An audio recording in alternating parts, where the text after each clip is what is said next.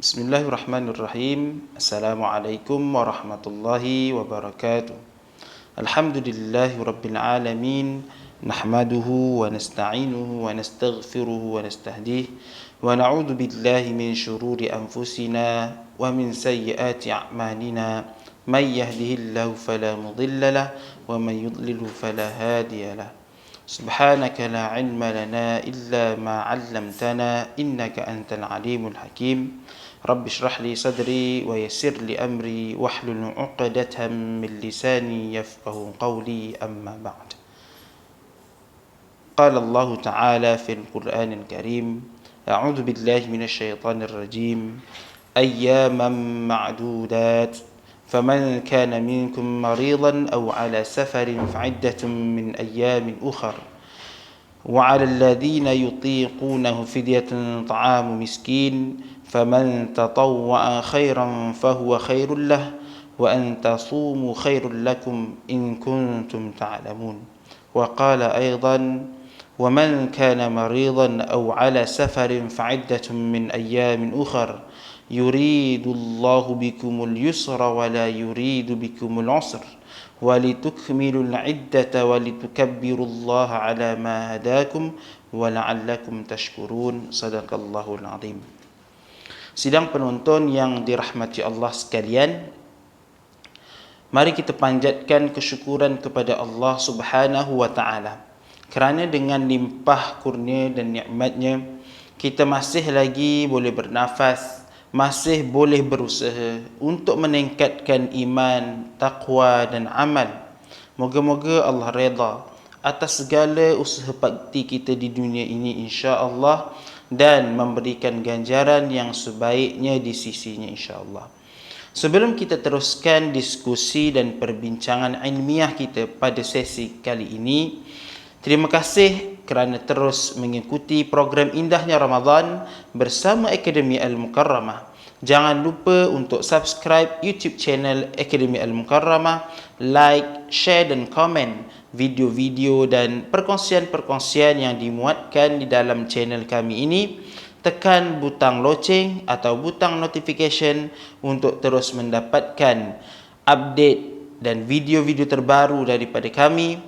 Moga-moga dengan usaha yang kami lakukan ini, sama-sama kita dapat sebarkan budaya menuntut ilmu dalam kehidupan masyarakat kita insya-Allah.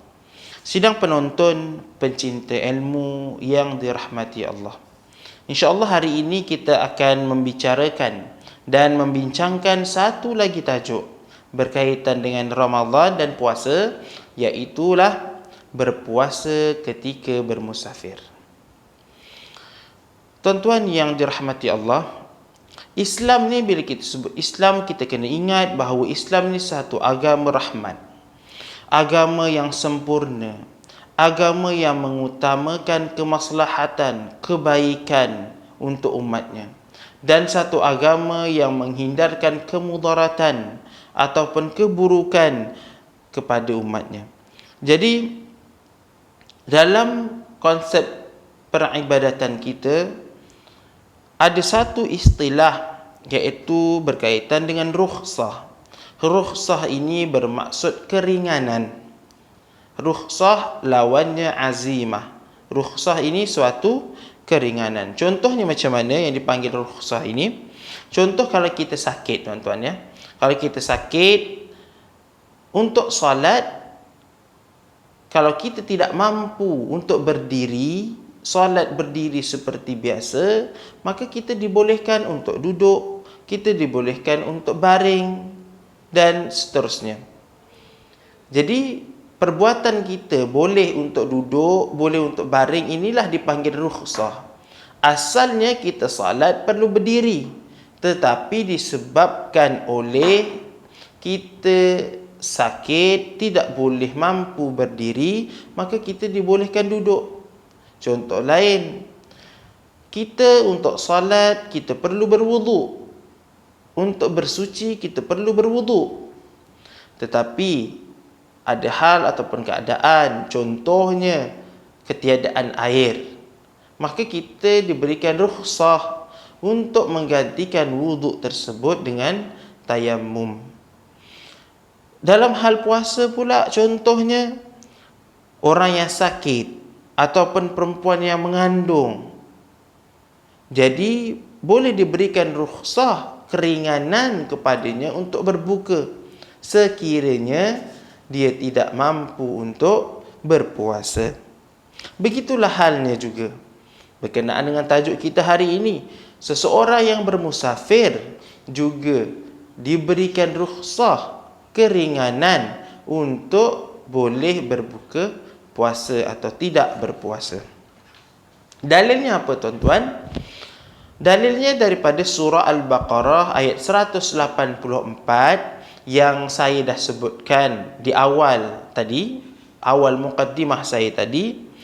Ayat Allah yang berbunyi, ayyaman ma'dudat, faman kana minkum maridan aw ala safarin fa'iddatun min ayyamin ukhar. وعلى الذين يطيقونه فدية طعام مسكين فمن تطوع خيرا فهو خير له وأن تصوموا خير لكم إن كنتم تعلمون. Maksudnya apa? Puasa yang diwajibkan itu ialah beberapa hari yang tertentu. Maka sesiapa di antara kamu yang sakit, maridan atau ala safarin, atau dalam keadaan bermusafir, bolehlah dia berbuka. Fa'iddatun min ayyamin ukhar. Kemudian wajiblah dia berpuasa sebanyak hari yang ditinggalkan itu pada hari yang lain. Min ayyamin ukhar, pada hari yang lain. Wa 'alal ladzina yutiqunahu fidyatun ta'amu miskin. Dan wajib atas orang-orang yang tidak terdaya berpuasa kerana tua dan sebagainya, membayar fidyah, iaitu memberi makan orang miskin.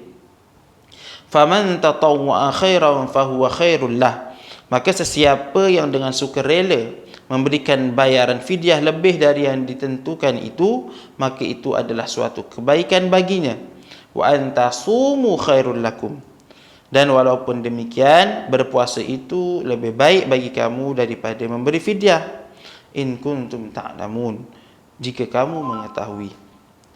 Ayat Al-Quran ini jelas menunjukkan keharusan untuk orang yang bermusafir berbuka puasa, atau untuk tidak berpuasa semasa dalam perjalanan ataupun dalam tempoh permusafirannya. Hadis berkaitan orang yang musafir boleh pilih untuk berbuka atau meneruskan puasa. Hadis an Aisyah radhiyallahu anha annaha qalat sa'ala Hamzah ibn Amr al-Aslami Rasulullah sallallahu alaihi wasallam 'an as-siyam fi safar faqala in syi'ta fasum wa in syi'ta fa'aftir. Maksudnya apa?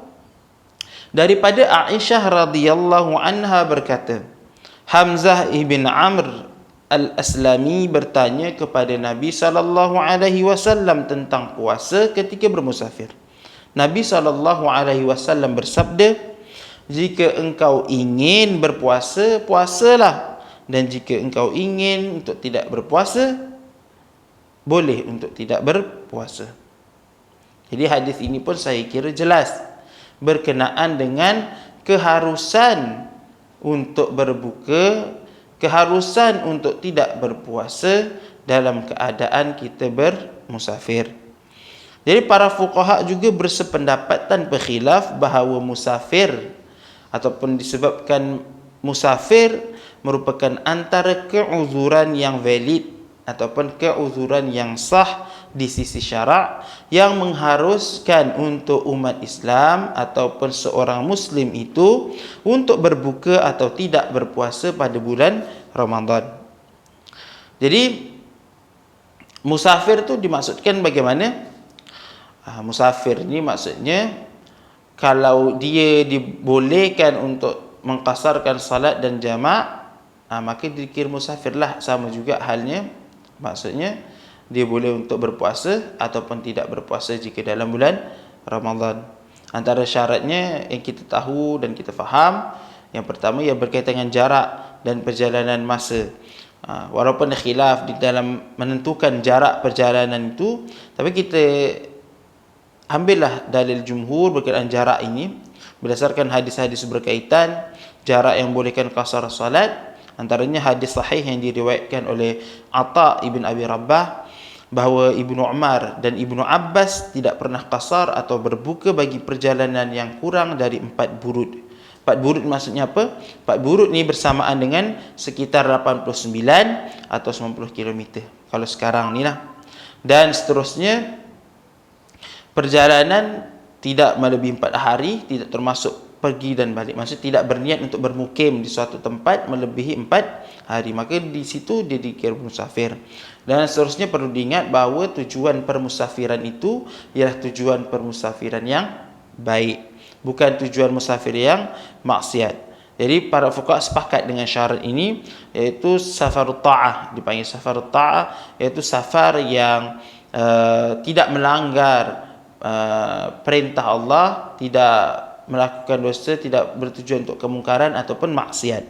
Jadi kalau safarul maksiyah, maka tidak boleh di sisi jumhur Syafi'iyah dan Malikiyah.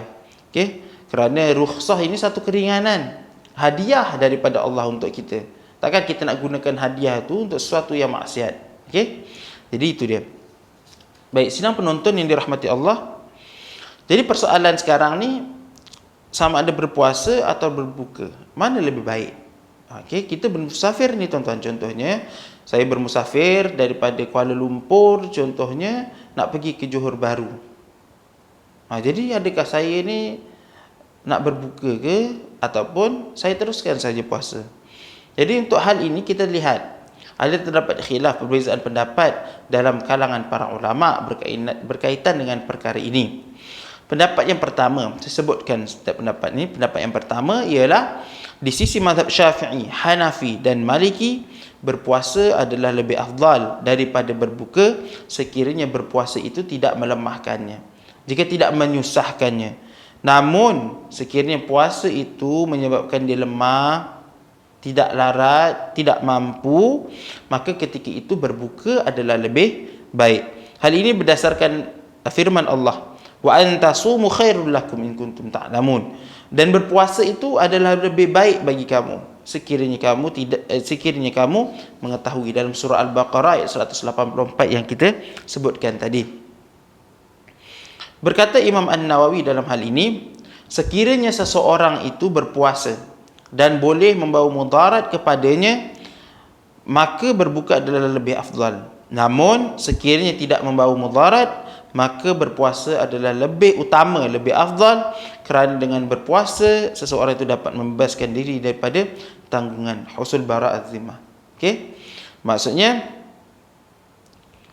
sekiranya dia berpuasa, lebih baik dia tidak berat lagi untuk mengganti selepasnya, untuk qada dan sebagainya.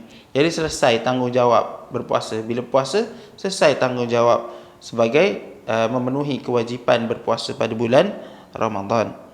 Jadi pendapat yang kedua pula, di sisi mazhab Hanbali, berbuka adalah lebih afdal daripada berpuasa. Berdasarkan hadis, laisa minal birri as-siyamu fis safar. Tiada kebaikan berpuasa ketika bermusafir. Dan hadis lain juga, hiya rukhsatun minallah, faman akhadha biha fahasan, wa man ahabba ay yasum fala junaha alaih. Bahawasanya ia berbuka adalah rukhsah yang telah diberikan oleh Allah Subhanahu wa taala. Maka barang siapa yang berbuka, maka ia adalah baik, dan barang siapa yang ingin berpuasa, maka tidak ada dosa baginya. Namun dan kemudian berkata Imam Ahmad ketika menguraikan hadis di atas, hal ini kerana ia berbuka termasuk di dalam rukhsah yang diberikan kepada orang musafir mengikut ijma' para ulama. Maka mengambil rukhsah tersebut adalah lebih afdal, seperti halnya mengambil rukhsah mengqasarkan salat ketika musafir. Itu kata Imam Ahmad. Dan seterusnya pendapat yang ketiga, yang lebih afdal ialah yang paling mudah di antara keduanya. Ini adalah pandangan Umar Abdul Aziz Ibnu Mundir. Yuridullah bikumul yusra wa la yuridu bikumul usr. Firman Allah Subhanahu wa taala dalam surah Al-Baqarah ayat 185. Allah mengkehendaki kamu beroleh kemudahan dan dia tidak menghendaki kamu menanggung kesusahan. Jadi pendapat yang ini mengatakan kalau lebih mudah dia nak berpuasa, maka berpuasa. Kalau dia rasa berpuasa tu memberatkan diri, memudaratkan diri dia, maka dia boleh untuk berbuka. Jadi dalam tiga pendapat ini kita boleh lihat, mungkin kita boleh buat satu rumusan yang boleh mungkin menjadi panduan kepada kita semualah. Iaitu yang pertama, ya betul, orang bermusafir itu diberikan rukhsah, iaitu keringanan untuk berbuka puasa. Itu yang pertamalah. Kerana apa? Kenapa diberikan rukhsah, keringanan? Kerana melihat kepada bila kita bermusafir ni, kita akan menempuh kesusahan dalam perjalanan, keletihan dan sebagainya, penat, di bawah panas terik dan sebagainya, maka masyakkah di situ, kesusahan di situ, maka dibolehkan untuk kita berbuka puasa ataupun untuk tidak berpuasa. Itu konsep. Dan satu kaedah menyebutkan al-masyaqqatu tajlibut taisir. Masyakkah ataupun kesusahan, kepayahan itu akan boleh untuk kita pergi kepada sesuatu yang lebih mudah, yang memudahkan kita, yang tidak menyusahkan kita. Okay, konsep dalam Islam itu tidak memberatkan, iaitu memudahkan, tapi dalam lingkungan yang patuh syariat lah, mengikut apa yang diajarkan, mengikut panduan Nabi SAW. Dan jika sekiranya orang yang bermusafir tu tidak menanggung sebarang kesusahan, perjalanannya mudah, contohnya perjalanan daripada Kuala Lumpur ke Kota Baru Kelantan, menaiki kapal terbang, dan dia merasai untuk tidak rasa kesusahan, mudah saja, perjalanan itu mudah, tidak sampai ke tahap masyakkah yang perlu untuk dia berbuka puasa, maka dalam hal itu berpuasa adalah lebih baik baginya, untuk teruskan sahaja puasa. Okey, kerana perjalanan itu tidaklah membawa satu keberatan ataupun masyakkah kepadanya jika dia berpuasa. Jadi di sini kita boleh lihat bahawa soal mana yang lebih baik, berpuasa ataupun untuk tidak berpuasa jika dalam bermusafiran, kita perlu tengok pada konteks keadaan diri kita. Kalau kita bermusafir, kita kena lihat dalam konteks perjalanan diri kita. Kalau perjalanan kita itu perjalanan yang tidak ada masalah, tidak ada masyakkah, tak ada kesusahan, tiada yang sesuatu perkara yang boleh membawa kemudaratan jika kita berpuasa, maka berpuasalah. Dan itulah jalan yang lebih baik. Tetapi jika berpuasa itu akan memberatkan kita, boleh memudaratkan kita, menjadikan kita lemah, mungkin berjalan di panas terik, maka di situ bolehlah kita ambil rukhsah, keringanan yang Allah berikan kepada kita untuk berbuka ataupun untuk tidak berpuasa. Dan terusnya kita lihat, jika seseorang tu contohnya dia dalam keadaan musafir, dan ketika bermusafir dia pun dia berbuka kerana dia bermusafir. Kemudian belum sampai kepada waktu berbuka, dia sampai ke destinasi. Maksudnya dia sudah tidak lagi bermusafir contohnya. Jadi dalam keadaan itu, adakah dia perlu imsak atau menahan diri dia? Di sini saya sebutkan sunat imsak di sisi Syafi'iyah sebagai tanda hormat kepada bulan Ramadan dan waktu berpuasa. Kerana orang lain berpuasa, maka kita hormat orang lain berpuasa. Sekiranya seseorang itu dibenarkan membuka puasa sebab yang syar'i, ini maksudnya dia sebab syar'i pada awal hari berpuasa, ini termasuklah hal-hal lain juga, dan kita fokus di sini ialah musafir, dan belum sampai ke hujung hari waktu berpuasa sudah gugur, maksudnya sudah tidak bermusafir lagi, sudah sampai ke destinasi, maka di situ ada yang berpendapat tidak perlu imsak berdasarkan hadis, man akala awalan nahar falyakul akhirahu, barang siapa yang makan pada permulaan waktu siangnya, hendaklah ia makan pada akhirnya. Ini hadis, bukan hadis tuan-tuan, tapi pandangan daripada Ibnu Mas'ud radhiyallahu anha, maafkan saya, Ibnu Mas'ud radhiyallahu anhu. Jadi dan pendapat yang di sisi Syafi'iyah ialah bukanlah diwajibkan menahan diri ataupun imsak, tapi dia perkara yang amrun mustahab, sesuatu yang disukai, disunatkan. Lebih baik untuk imsak sebagai tanda hormat kita kepada bulan Ramadan dan hormat kepada waktu orang lain masih berpuasa. Okey, jadi itu dia berkenaan dengan puasa dalam keadaan musafir. Mana yang lebih baik, mana yang lebih afdal. Kesimpulannya kita kena lihat pada hal keadaan diri kita, mana yang lebih sesuai kepada diri kita, sama ada berpuasa jika tiada kemudaratan atau berbuka jika boleh mendatangkan kemudaratan ataupun kesusahan, kepayahan. Tu mengikut kaedah al-masyaqqah tajribut taisir. Jadi kita ingat juga supaya kalau dah kita berbuka puasa, nanti bila dah keluar Ramadan, jangan lupa untuk kita ganti puasa, qada puasa kita. Jangan pula nanti kita lengah-lengahkan. Sebab tu kita kata kalau berpuasa lebih baik kalau mampu, kerana kita sudah selesai tanggungjawab kita berpuasa. Tapi kalau ada mudarat, maka berbukalah. Jangan pula kita ada mudarat, kita pun tetap tahan. Tak apa, aku boleh berpuasa. Maka itu bukan juga suatu yang syariat perintahkan, sampai kita susah, sampai mendatangkan kesusahan, kepayahan kepada diri kita untuk melaksanakan sesuatu perintah Allah. Kerana ada juga kaedah menyebutkan darul mafasid muqaddamun ala jalbil masalih. Maksud kita menghilangkan, menghapuskan kemudaratan itu adalah lebih utama berbanding untuk memperolehi maslahah. Okey, jadi kita perlu pertimbangkan dengan sebaiknya, melihat segenap aspek dalam diri kita untuk kita teruskan berpuasa ataupun berbuka. Tapi itulah rahmat yang saya sebutkan di awal tadi, itulah rahmat daripada Allah. Rahmat daripada Allah, adanya rukhsah, ada keringanan dalam keadaan tertentu jika kita tidak mampu berpuasa, sebagai contoh bermusafir yang boleh membawa kemudaratan jika kita teruskan puasa. Di situ ada rukhsah. Maksudnya kita sebutkan bahawa inilah cara syariat ajar kepada kita, panduan yang diberikan oleh Allah Subhanahu Wa Taala kepada kita dalam melaksanakan amal soleh kepadanya. Jadi ini yang kita patut syukuri dengan syariat Islam yang tidak pernah memberatkan kita.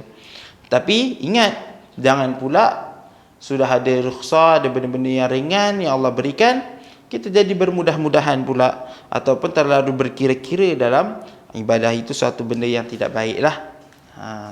Jadi itu saja saya kira perbincangan kita berkenaan dengan puasa dalam keadaan musafir. Jadi saya mohon keampunan dan kemaafan sekiranya sepanjang saya menyampaikan pengisian pada hari ini, pada sesi ini, terdapat kekurangan ataupun kekhilafan daripada diri saya mohon kemaafan. Semoga kita bertemu lagi terus untuk menonton program Indahnya Ramadan bersama Akademi Al-Mukarramah. InsyaAllah kita sama-sama ambil manfaat daripada program ilmu ini. Allahumma innaka afun tuhibbul afwa fa'fu anna. Aqulu qawli hadha wa astaghfirullahal azim li wa lakum. Wassalamualaikum warahmatullahi wabarakatuh.